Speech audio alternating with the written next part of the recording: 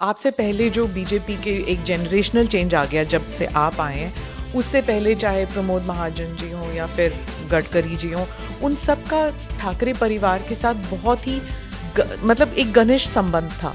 लेकिन आप there is a lot of bitterness आप में और ठाकरे परिवार में। ऐसा क्यों हुआ, कब हुआ? नहीं, बिटरनेस तो नहीं है, लेकिन हाँ कुछ हद तक ये बिटरनेस आई 2019 के बाद ही, उससे पहले तो नहीं थी। मैं तो उनके घर जाता था, we shared very good relation. देखिए, मुझे इस बात का ही दुख है, जो मेरे मन में सबसे बड़ा दुख ये है कि हो सकता है कि पॉलिटिकली आपको ये लगे कि वी शुड पार्ट वेज। आप फोन लेकर कह सकते हो, ये इतनी हिम्मत होनी चाहिए कि नहीं देवेंद्र जी, मेरा विचार अलग है, मैं अलग जाना चाहता हूं। नहीं किया उन्होंने, फोन ही नहीं लिया। 5 साल तक आधी रात को आप जिसको फोन करते थे और आपने आधी रात को फोन किया तो भी जो रिस्पॉन्ड करता था, उस व्यक्ति का आप फोन ही नहीं लेते हो। आपके पीए कहते कि नहीं साहब, नहीं बात करेंगे। तो ये चीज तो मुझे ऐसा लगता है कि कोई भी व्यक्ति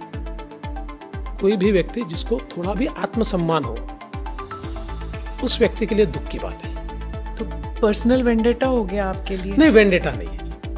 बदला नहीं लिया आपने? ना पर्सनल नहीं। देखिए, मैंने कहीं बोल दिया था बदला शब्द, लेकिन मुझे सूट भी नहीं करता, शब्द भी गलत था, तो मैं नहीं मानता बदला ले। हाँ, ये बात जरूर है कि रिटेलिएशन तो करना ही था, किया मैंने। रिटेलिएशन वर्बली भी हो गया ना। आपने कहा कि करप्शन चार्जेस डाल दिए उद्धव जी की वाइफ के ऊपर। उन्होंने कहा कि आपके व्हाट्सएप मैसेजेस तो मतलब लोगों के लिए तो ऐसे लगता है ना कि सरकार चाहे जिसकी भी हो, एक दूसरे के ऊपर कीचड़ ही फेंकते हैं। देखिए, मैंने उनकी फैमिली के बारे में कभी नहीं कहा, नेवर इन माई लाइफ। क्योंकि मैं कुछ चीजें जो होती है ना, इसमें एक हद अपनी मैं तय कर लेता हूं। लेकिन वो मुख्यमंत्री थे, उनको ये समझ में आना चाहिए कि चार्जशीट में जो चीजें मेंशन की है वो कोई लीक चैट्स नहीं है। जो पुलिस के सुपरविजन में एक अपराधी को पकड़ने के लिए पुलिस ने बताने के बाद भेजे हुए मैसेज है, जो पुलिस डायरी में एंटर है, जो एफआईआर के बाद के है, और उसके कारण अपराधी पकड़ा गया, उसको ल्यूर किया गया, उसका आधार लेकर वो अगर मेरी फैमिली पे बात करते हैं, इसलिए मैंने उनको ओपन चैलेंज दिया। देखिए, मैं आज भी कहता हूं, मैं शीशे के घर में नहीं रहता, इसलिए मैंने उनको ओपन चैलेंज दिया। मेरे बारे में, मेरी पत्नी के बारे में, मेरे परिवार के, एक चीज आपके पास हो, एक चीज मैं चैलेंज देता हूं, पब्लिक में लाकर दिखाई। क्योंकि राजनीति में इतने बड़े पदों पर रहने के बाद भी हमने कुछ एथिक्स पाले हैं।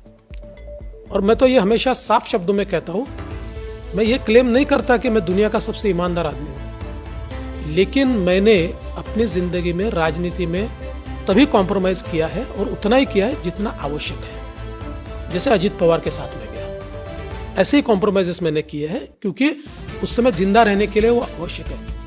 बाकी पॉलिटिक्स में मुझे एथिकल पॉलिटिक्स ही करनी है, मैंने एथिकल पॉलिटिक्स ही सीखी है, मैं वही करूंगा।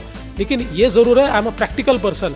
मुझे जब ध्यान में आता है कि मैं मर गया पॉलिटिकली, तो मैं एथिकल पॉलिटिक्स नहीं कर सकता, जिंदा रहना पड़ेगा।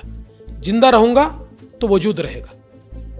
तो इसलिए मैं उस प्रकार के इसीलिए मैंने ओपन चैलेंज उद्धव जी को दिया है। और मैंने उनको यह भी कहा कि मैं किसी के अफेयर्स में घुसता नहीं हूं, और घुस गया तो छोड़ता नहीं हूं। अब मेरा पॉलिटिकल इतिहास देखिए, मैंने आरोप लगाया और मैंने पीछे लिया, ऐसा कभी नहीं हुआ है। तथ्य के आधार मैं कागज लेकर ही बैठता हूं, बिना कागज के कभी नहीं बैठा। आज इतने मंत्री मेरे कारण जेल में गए, मैं तो विपक्ष में था, वकील हैं इसलिए नहीं। मेरे जीवन में मैंने ये बिल्कुल, मैं किसी के ऊपर झूठे आरोप लगाकर उनको पॉलिटिकल लाइफ से मैं उठाऊं, ये मुझे नहीं पड़ता है। हाँ, मेरे पास तथ्य, तो मैं तथ्य के आधार पर जरूर आरोप लगाता हूं।